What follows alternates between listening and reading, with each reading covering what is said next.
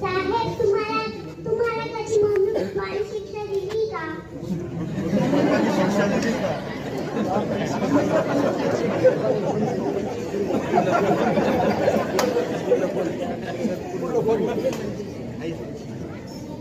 बेटा मला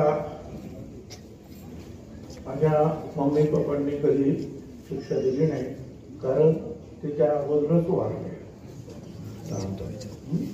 पण माझी आईची मावशी होती आजी, त्याने मला लहानाचं मोठं केलं.